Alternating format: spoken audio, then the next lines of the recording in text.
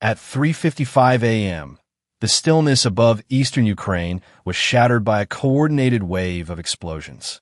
Ukrainian forces, guided by months of intelligence gathering, struck what analysts now call one of Moscow's boldest technological experiments, a $1.6 billion drone partnership with China. For nearly half a year, this covert alliance had been touted within Russian defense circles as a new chapter in unmanned warfare, a collaboration promising to restore Russia's advantage in the air. But by dawn, wreckage of advanced Chinese-made UAVs lay scattered across blackened fields, evidence that the project had suffered a catastrophic failure. What unfolded that night went far beyond the destruction of hardware. It was a geopolitical shockwave. The operation exposed the fragile underpinnings of an emerging Moscow-Beijing axis and raised uncomfortable questions about how far China was willing to go in supporting Russia's war machine. Ukrainian defense officials later described the strike as the culmination of months of silent observation. Reconnaissance units had detected patterns of unfamiliar drones, faster, heavier, equipped with advanced optics and encrypted control modules traced to Chinese suppliers. Intelligence analysts believed they were prototypes assembled from dual-use parts shipped under civilian trade licenses.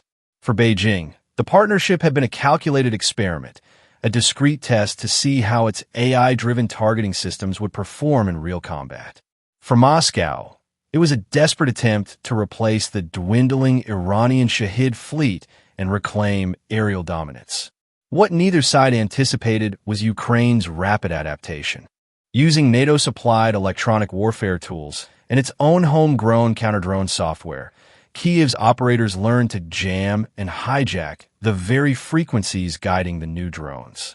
Within 48 hours, nearly 70% of the fleet was neutralized. The estimated losses exceeded $200 million, the largest single drone attrition event of the entire conflict. Satellite footage soon confirmed the scale of the disaster. Hangars, mobile control trucks, and launch depots reduced to smoldering craters. Inside China's defense bureaucracy, alarm bells rang. Months of careful deniability, shipments disguised as civilian exports, routed through intermediary companies, were suddenly worthless.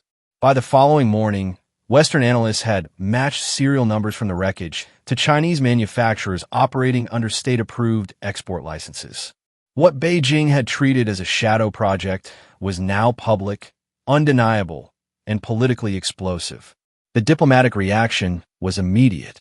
In Brussels, the EU's Foreign Policy Council convened an emergency session. In Washington, the Commerce Department began drafting targeted sanctions against the Chinese firms implicated. For both Moscow and Beijing, the timing could not have been worse. Russia, already strained by sanctions and mounting battlefield losses, had banked on Chinese technology to bridge its growing defense gaps.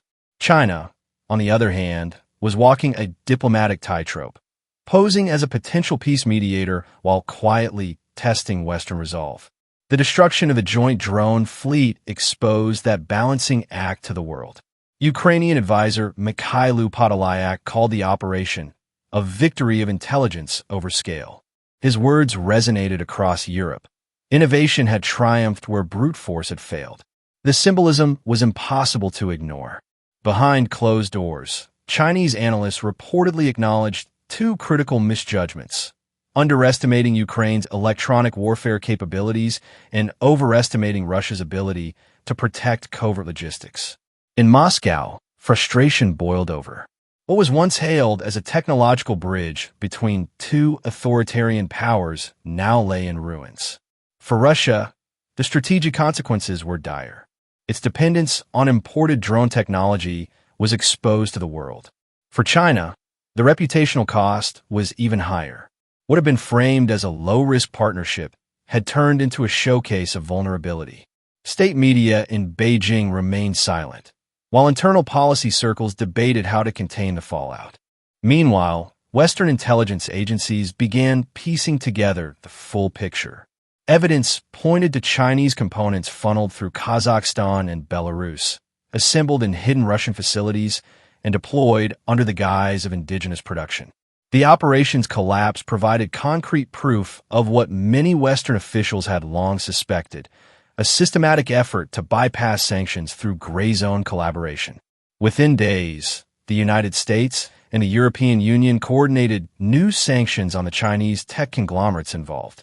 Several Western corporations quietly suspended partnerships with Chinese drone suppliers, wary of secondary penalties. Global investors took note. Beijing's image as a neutral power broker was unraveling. Inside Russia, morale plummeted. Frontline units, who had awaited the new UAVs as a lifeline, returned to improvising with commercial drones. Reports surfaced of engineers scrambling to retrofit civilian quadcopters for military use. The mood within the Kremlin darkened. Sources close to the defense ministry described heated exchanges, with senior officials demanding answers for how such an expensive collaboration had collapsed overnight. Russian state media attempted to minimize the debacle, claiming the destroyed drones were merely experimental prototypes. But Ukrainian broadcasts soon aired footage showing Chinese serial codes and manufacturing labels, evidence too clear to deny. Beijing's foreign ministry, caught off guard, privately urged Moscow to keep quiet about the extent of Chinese involvement. Diplomatic cables suggested an urgent proposal to freeze all ongoing drone projects until strategic discretion could be restored. The message was clear: Beijing wanted distance. As the dust settled, analysts across the world recognized the deeper meaning. The incident had shattered the illusion of an unbreakable Russia-China partnership. It revealed an asymmetry long suspected by diplomats. Moscow's reliance on Chinese technology contrasted with Beijing's readiness to retreat when the political cost rose too high. In Asia, the consequences rippled outward. Japan accelerated plans to expand its electronic warfare divisions. South Korea opened talks with NATO on counter-drone coordination. And in Taipei, the event was studied with fascination, proof that Chinese unmanned systems, though advanced, could be defeated through precision and adaptability. In Europe, Ukraine's triumph became more than a tactical success. It was a narrative victory. Commentators framed it as the symbolic undoing of Moscow's foreign alliances. First, Iran's drones had failed, and now China's technology had fallen short. Kyiv, once seen as the embattled underdog, was emerging as a defense innovator, a nation capable of redefining modern warfare through intelligence and speed. Economically, the blow to China was measurable. Investors began to retreat from companies linked to defense exports. Developing nations reconsidered pending drone purchases from Beijing. What was once a showcase of power had turned into a lesson in overreach. Meanwhile, inside Ukraine's defense ministry, confidence soared.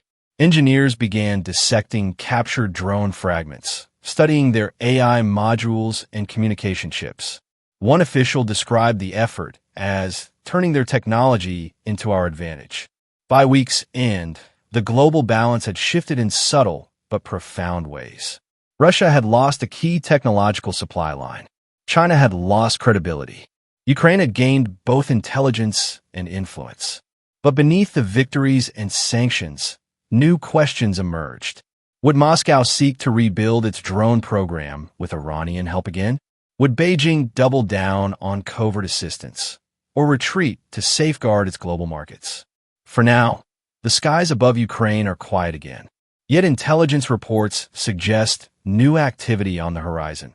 Encrypted transmissions from Russia's Far East, shipments moving under fresh corporate names, and satellite traces of test flights near the Black Sea. The alliance may have collapsed, but the game, it seems, is far from over.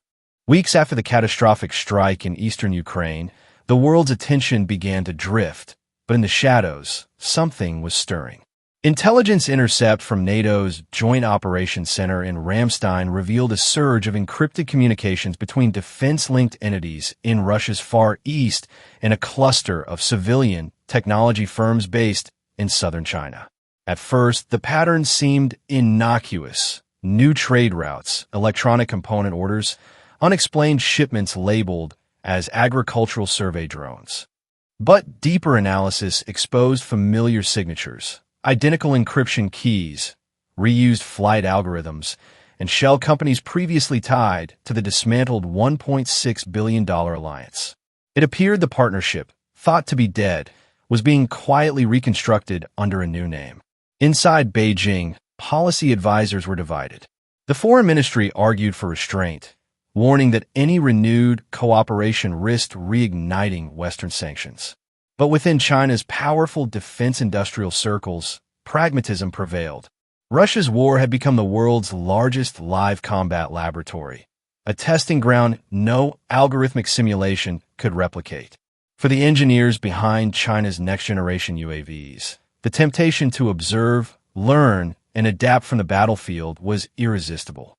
To avoid further exposure, the new operation relied on a dispersed logistics chain. Components were routed through a network of smaller firms in Kazakhstan, Kyrgyzstan, and even Turkey.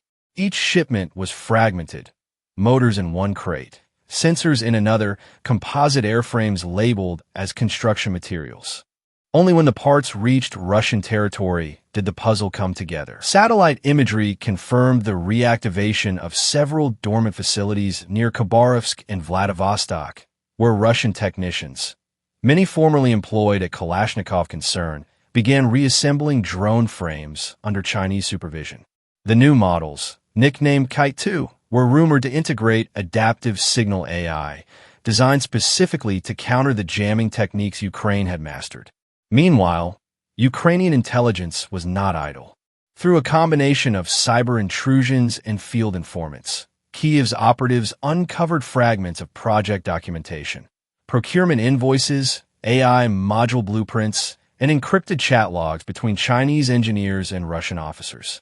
The documents referred to the program under a codename, Project Silk Sky. When these findings reached Western capitals, they reignited debates that many leaders had hoped were closed.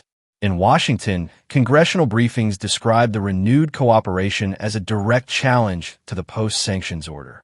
In Brussels, the European Commission urged tighter monitoring of dual-use exports, while the United Kingdom proposed expanding its intelligence sharing pact with Poland and the Baltic states to track Chinese drone logistics in real time.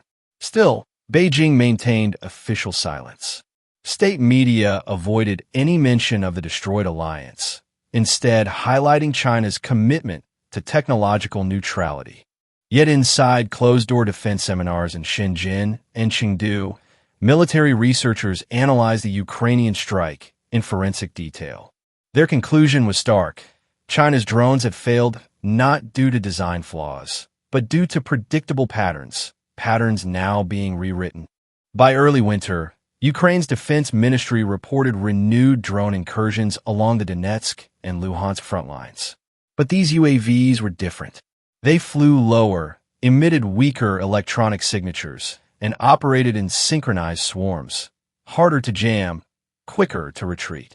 While the number of attacks remained limited, it was enough to suggest a troubling reality. The alliance's ashes were giving birth to something new. Western analysts coined the term the gray network to describe this shadow ecosystem, a mix of state actors, private firms, and covert intermediaries blurring the line between commerce and conflict. Each time a component was traced, another supplier emerged elsewhere. Every sanction seemed to spawn a replacement entity within weeks. Within the Kremlin, the renewed cooperation was framed as a comeback. State television showcased footage of new drone prototypes, boasting of next-generation autonomous warfare. President Putin, in a speech to the State Duma, praised international partners for their technological solidarity, a phrase that analysts quickly interpreted as a thinly veiled nod toward Beijing. For China, however, this new phase came with caution. Rather than overt collaboration, the strategy was strategic ambiguity, enough involvement to learn and profit, but not enough to be caught. Chinese trade data revealed subtle but telling shifts. Spikes in the export of microcontrollers, flight stabilization chips, and high-density batteries to intermediary nations bordering Russia.